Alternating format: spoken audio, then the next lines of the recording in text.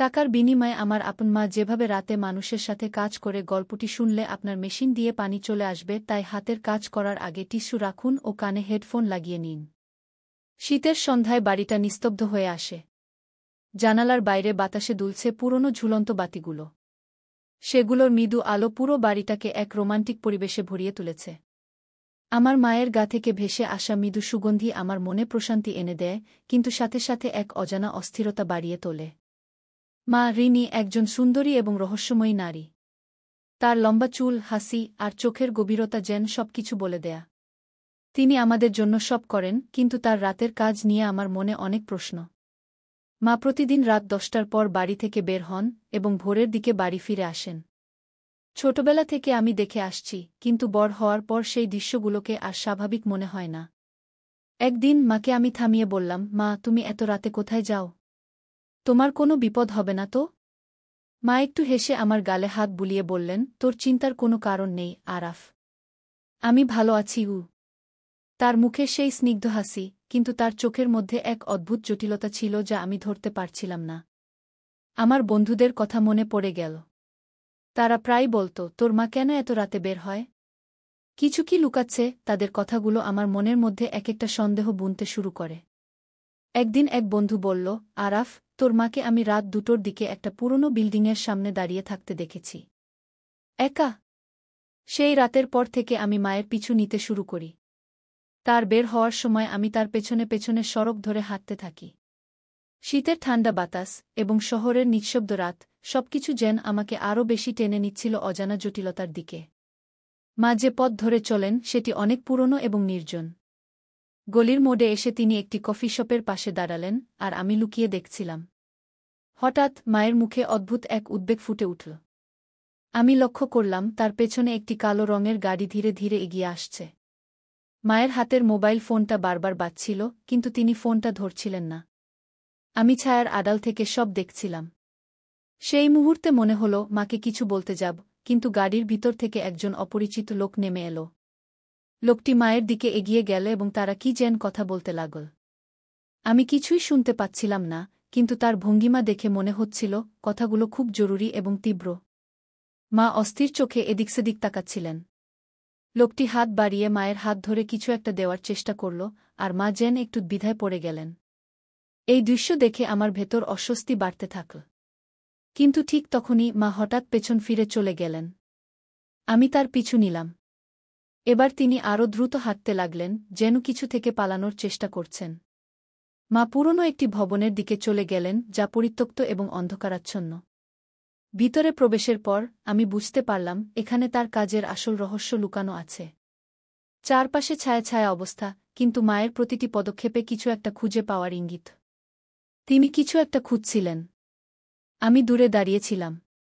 ভয় আর সন্দেহে মনটা কাঁপছিল। মা এক সময় একটি টেবিলের উপর রাখা একটা ছোট ব্যাগ থেকে কিছু কাগজপত্র বের করলেন।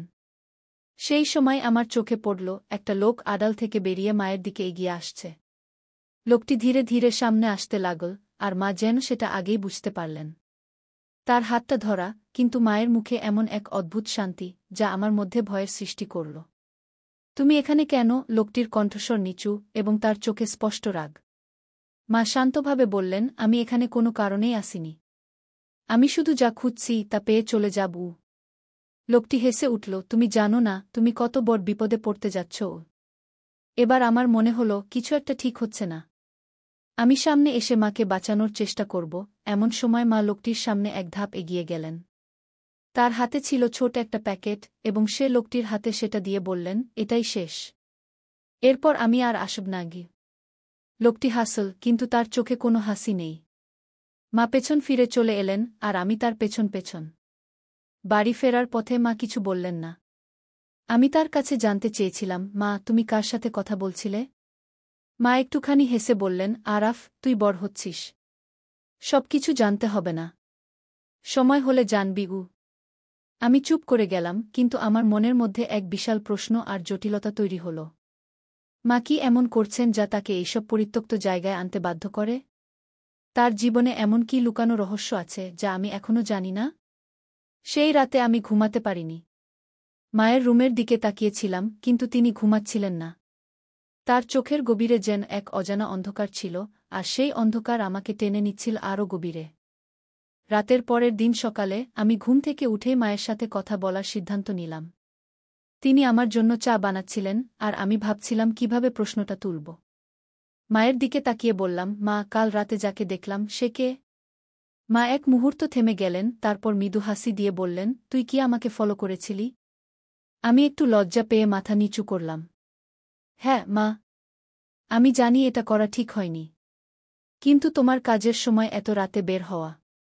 আমি চিন্তিত হয়ে পড়েছিলাম।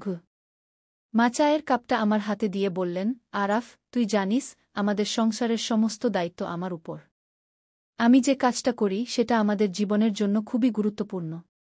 কিন্তু সবকিছু জানার সময় এখনো হয়নি। তুই আমার উপর বিশ্বাস রাখতে পারিস? তার কথা শুনে আমি আরও বেশি দ্বিধায় পড়ে গেলাম। কিন্তু মা, তোমার ওই কাজের জন্য যদি কিছু হয়? তুমি এত রাতে কোথায় যাও? মা চুপ করে আমার চোখের দিকে তাকালেন। তুই যা ভাবছিস তেমন কিছু নয়।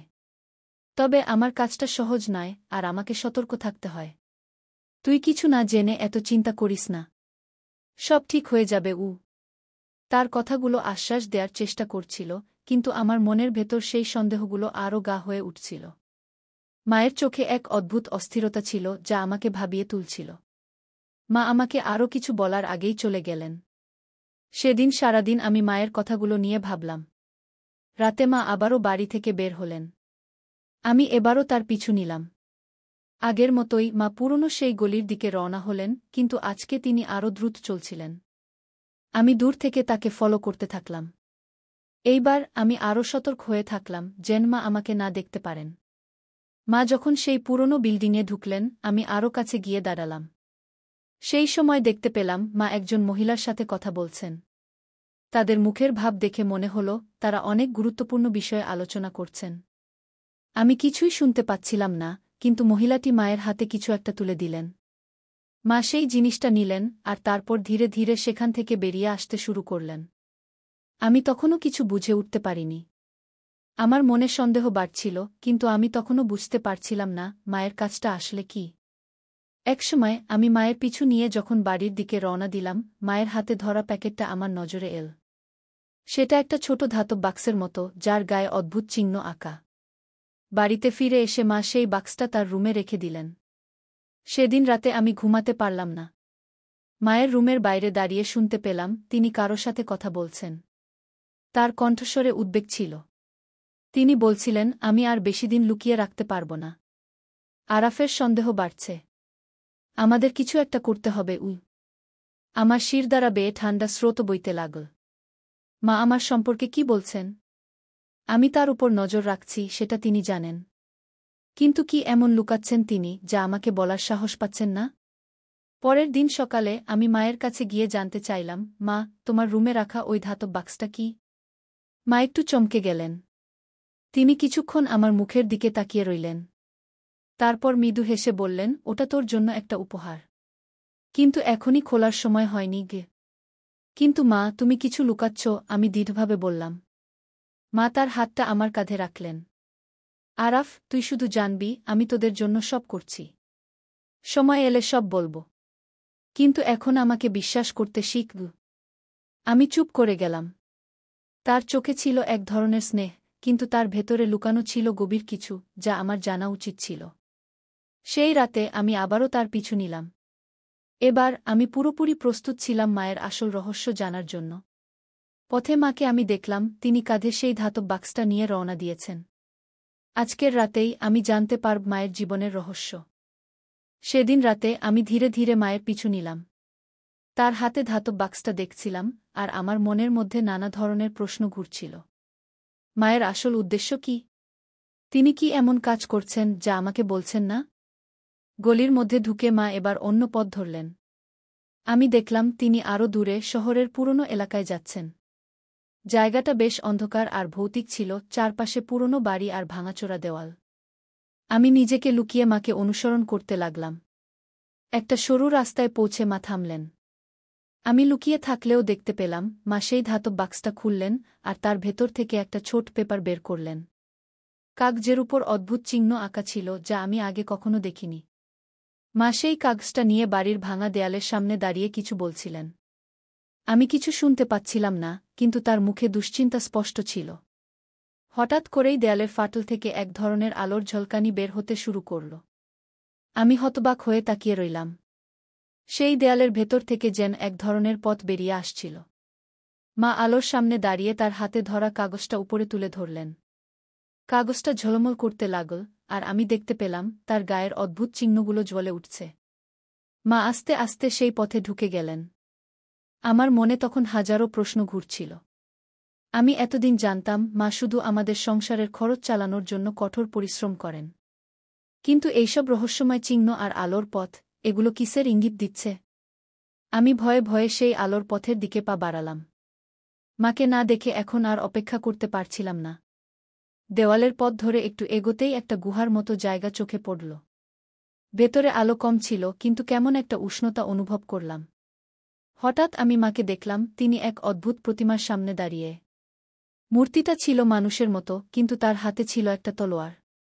মায়ের চোখে অদ্ভুত এক দৃঢ়তা ছিল, তিনি মনে হচ্ছিল প্রতিমার সাথে কথা বলছেন। আমি আরও কাছে এগিয়ে গেলাম। মায়ের মুখ থেকে কিছু কথা কানে এলো, এবার সময় হয়েছে। আমার পরিবারকে বাঁচাতে আমাকে যা করতে হবে তা করব। কিন্তু সে আমাকে বিশ্বাস করবে কি না জানি না। আমার মন উথালপাথাল হতে লাগল। মা আসলে কি করতে যাচ্ছেন? আর তার পরিবারকে কি বিপদে পড়তে হয়েছে? ঠিক তখনই মা আমার দিকে তাকালেন। আমার লুকিয়ে থাকা ধরা পড়ল।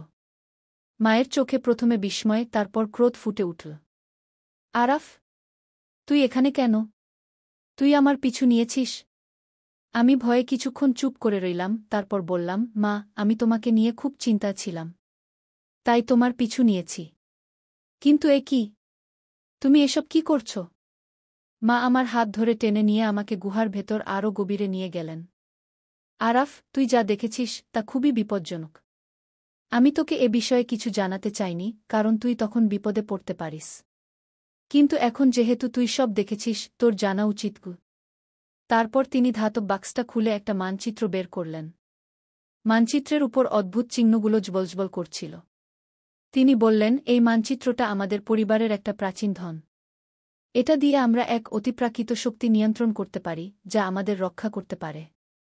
কিন্তু এটার জন্য আমাদের একটা কঠিন পরীক্ষার মধ্যে দিয়ে যেতে হবে। আমি কিছুটা অবাক হয়ে বললাম, কিন্তু মা, তুমি এসব কি বলছ? এটা কেমন শক্তি? মা বললেন, আমাদের পূর্বপুরুষদের সময় থেকে এই শক্তি আমাদের পরিবারের মধ্যেই আছে। কিন্তু একদল মানুষ আছে যারা এই শক্তিটাকে নিজেদের জন্য ব্যবহার করতে চায়। আমি আর তোর বাবা মিলে বহুদিন ধরে এই শক্তিটাকে রক্ষা করার চেষ্টা করেছি। কিন্তু এখন সেই শক্তিকে ব্যবহার না করলে আমরা বিপদে পড়তে পারি। আমি তার কথা শুনে বিভ্রান্ত হয়ে গেলাম। কিন্তু বাবা তো অনেক আগে মারা গেছে, তাই না? মা একদম চুপ হয়ে গেলেন। তোর বাবার মৃত্যুর পিছনেও সেই শক্তির জন্যই ছিল। তারা আমাদের পিছনে লেগে আছে, আর এখন তুইও তাদের লক্ষ্য হতে চলেছিস। আমার মনে শিরশিরে ভয় শুরু হল। মা আমাকে এক অজানা বিপদের মুখোমুখি এনে দিয়েছেন। আমি জানি না এ থেকে কিভাবে বের হওয়া যাবে। গুহার অন্ধকারে মায়ের সাথে আমি দাঁড়িয়ে আছি। চারপাশে ঠান্ডা বাতাস বইছে, আর তার মধ্যে আমার হৃদস্পন্দন যেন স্পষ্ট শোনা যাচ্ছে। মায়ের চোখে গভীর চিন্তার ছায়া দেখছি, যেন তিনি কি বলবেন বুঝতে পারছেন না। তিনি কিছুক্ষণ চুপ থেকে বললেন, আরাফ, তুই যা জানিস সেটা পুরোটা নয়। তোর বাবাকে আমরা অনেকদিন ধরে মৃত বলে বিশ্বাস করতে বাধ্য করেছি। কিন্তু আসলে সে এখনও বেঁচে আছে। আমি বিস্ময়ে তাকিয়ে রইলাম। কি বলছ মা? বাবা বেঁচে আছে? তাহলে এতদিন কেন আমরা কিছু জানতাম না? মা একদম শান্ত গলায় বললেন, তোর বাবা আর আমি একসাথে কাজ করছিলাম এই শক্তিকে রক্ষা করার জন্য। কিন্তু সেই শক্তি রক্ষার পথ ছিল খুবই বিপজ্জনক। আমাদের শত্রুরা তোর বাবাকে ধরে নিয়ে যায়, আর সে তখন থেকে গোপন একটা জায়গায় বন্দী। আমি তার সন্ধান করতে গিয়ে আজ এতদূর পৌঁছেছি। আমার মাথায় যেন হাজারো প্রশ্ন ঘুরছিল। কিন্তু মা, তুমি এতদিন এই কথা গোপন রাখলে কেন? আমাকে জানাতে পারতে। মা দীর্ঘশ্বাস ফেললেন। আমি জানতাম তুই তখন ছোট ছিলি। আর তুই যদি তোর বাবার জন্য খোঁজাখুঁজি করতে শুরু করতিস, তাহলে তোকে ওরা সহজেই ধরে ফেলতে পারত। আমি এটাই চেয়েছিলাম না। আমার মনের ভেতর দ্বিধা আর উদ্বেগ উথালপাথাল করতে লাগল। কিন্তু মা, এখন আমরা কি করব? মা তার হাত বাড়িয়ে মানচিত্রটা তুলে ধরলেন। এই মানচিত্রই আমাদের একমাত্র আশা। এটা তোর বাবার দেওয়া, আর এর মাধ্যমে আমরা সেই জায়গায় পৌঁছাতে পারব যেখানে তাকে বন্দি রাখা হয়েছে গিউ। তখন আমি মাকে বললাম, আমি তোমার সাথে যাব মা। তুমিই তো বলেছ আমিও এখন বিপদে পড়তে পারি। তাই আমি তোমার পাশে থাকব। মা এক মুহূর্ত আমার দিকে তাকালেন, তার চোখে মমতার ছায়া। ঠিক আছে আরাফ, তুই যদি আমার সাথে থাকতে চাস তবে সাবধান। শত্রুরা আমাদের প্রতিটি পদক্ষেপেই নজর রাখছে গি। তারপর আমরা মানচিত্র অনুযায়ী চলতে শুরু করলাম। গুহার গভীরে যাওয়ার পথে আমি দেখলাম চারপাশের দেয়ালে অদ্ভুত চিহ্ন আঁকা আছে। চিহ্নগুলো দেখে আমার মনে হল এগুলো যেন কোনো পুরনো রহস্যের সংকেত। মা বললেন, এই সংকেতগুলো আমাদের পথ দেখাচ্ছে। আমরা এগুলো অনুসরণ করেই এগোব। আমরা গুহার আরও গভীরে এগোতে থাকলাম, আর চারপাশের পরিবেশ ক্রমেই ভয়াবহ হয়ে উঠতে লাগল। আমাদের চলার পথে পাথরের আড়ালে অদ্ভুত আওয়াজ হচ্ছিল, যেন কেউ আমাদের অনুসরণ করছে। আমি মাকে বললাম, মা, মনে হচ্ছে কেউ আমাদের পিছু নিচ্ছে গিয়ে। মা মাথা নেড়ে বললেন, হ্যাঁ, ওরা আমাদের আস্তে আস্তে ঘিরে ফেলছে। আমাদের দ্রুত চলতে হবে গু। আমরা দৌড়ে চলতে লাগলাম, আর গুহার ভেতর অন্ধকার আরও ঘন হতে লাগল।